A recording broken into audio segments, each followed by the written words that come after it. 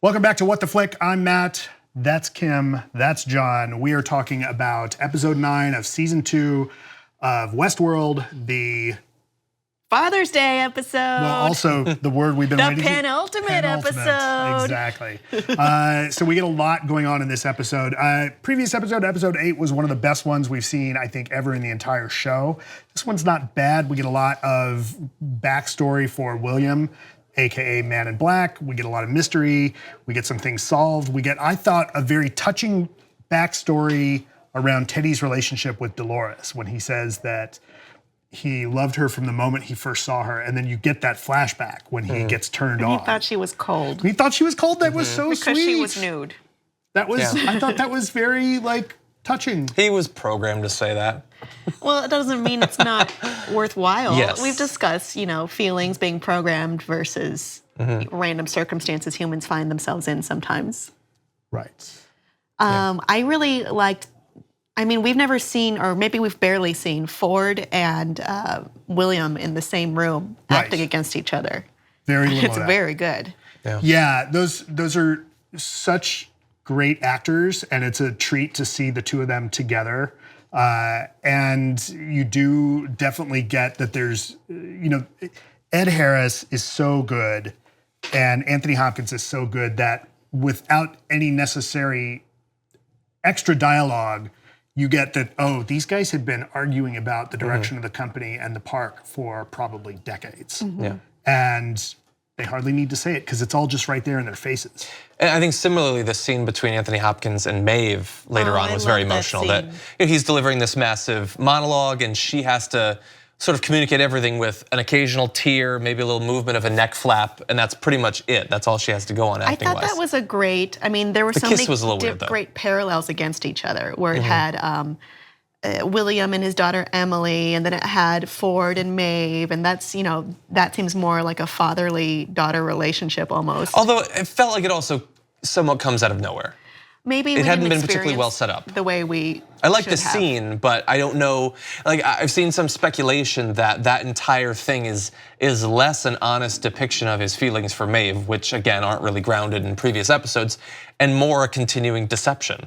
That he's attempting to manipulate her or Bernard or who knows. You just can't trust him. You think he's always after you, and the rest of us are hosts, and it's all for you. Yes.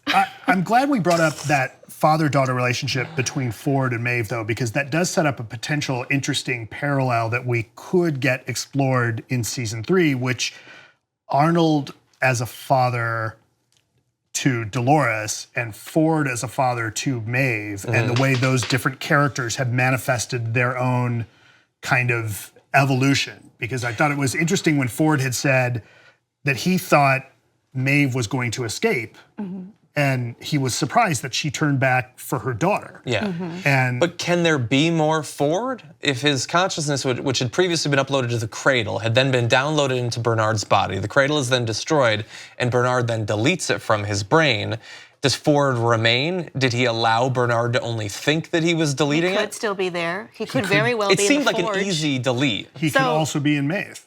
He could be. Maybe. I mean, we saw him in Maeve, right? So he could still be I read that as Bernard physically being there. Was I wrong to read it that way? I think Bernard was physically outside of the room, I think. Okay. And that was close enough for the mesh and network. the handshake protocol gave that piece of the programming to Maeve. Okay. Right. If that's not the case, then it seems odd to have even had him go into Bernard's head in the first place for that brief of a time.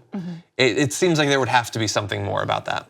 I want to see what happens next week when we get to the Forge, because it's still a little bit nebulous what it is. I mean, we know it's like people, right? So, real humans. So some of the mysteries that have been somewhat revealed are that Delos has been downloading people with the idea of replacing them and using them. We've seen that there's been instances of, or at least attempts with Old Man Delos of people being out in the park at least as hosts, or call them androids or replicants or whatever, not knowing that that's what they are, because that's what we see in Bernard.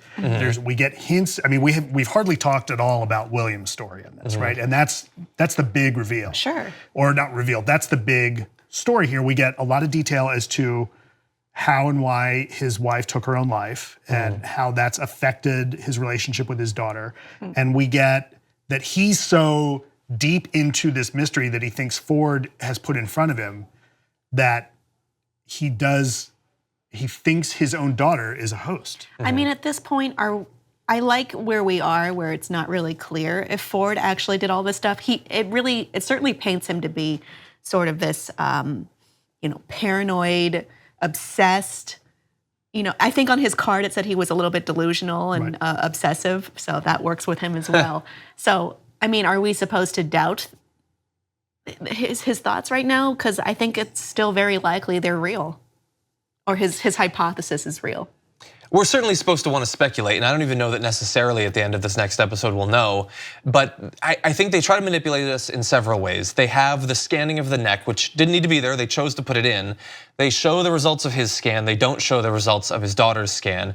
And one little detail that I had missed is I had forgotten what the purpose of that scan was. It's not scanning and revealing that they're hosts, it's scanning and revealing that they have the explosive restraint that blows up their spine if they try to leave the park, which has previously been removed from a host before. It could be removed from him. And that's a really good point, because we know that there's the staff of the park that thinks that there's one thing going on, and then there's this, what seems to be this secondary division of Delos that's doing something else entirely. Yeah. So maybe William is there is that possibility that William's a host, he doesn't know it, and he's been out in the world and was never fitted with the explosive kind of failsafe. Although that does then beg the question, is he an actual full replicant of William, in which case how are they able to keep him stable when they can't keep others stable?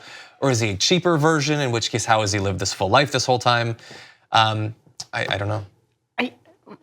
My instincts tell me he is a real person. I think that he probably will be too. They're obviously trying to throw us off with the whole arm thing. Apparently it's a callback to a scene in the first season where Dolores has a wire coming out of her arm that she's obsessing over. One thing that I thought was interesting though, in terms of whether the daughter is actually a host, so she has the card that she brings out, and that's the sad moment, that she was gonna reveal that that's how she knew, and instead he thought that she was going for a gun. And it ties back to the music box that her mother had given her as a child, or at least as a teenager. And so the problem with that is she tells the story about the music box, that she got it, she threw it away, and then goes back to get it and it's already gone. It's in the garbage. We find out from watching the video about the mother that the mother had actually taken it and she had it. And then she puts the card in the box. And so supposedly the daughter gets the card from that box. But when she tells the story about the box, how she had lost it, she never mentions that she got it back apparently, that the mother had it. Why leave out that detail? There's so many holes in that story. I mean, also, did she write her a note? How did the mother communicate this to her? It's left vague. One of the things I like though is, did you notice the book that the card was put into? I tried to look, but I don't. Slaughterhouse-Five, is it? Which is about a man being unstuck in time, right? Like the whole point of that, I mean, that's a novel about a character who can't figure out if he's in the present or in the past. And so I thought that was kind of a fun probably reference. Coincidence. No, they just never do that. So we're almost out of time, but we've got the next episode coming up next week. So we'll be back for that. Anything you really quickly want to see? Well, Logan's coming back, and I want to hear what he has to say. Okay. Yeah, I want to see, now that Dolores has apparently lost both her inner circle and her army, she's all alone. What is the purpose of her crusade now that she's by herself? Well, stick with us or come back next week, and we will find out what happens in the final episode of Westworld. This has been What the Flick. For John Kim, I'm Matt. Thank you very much.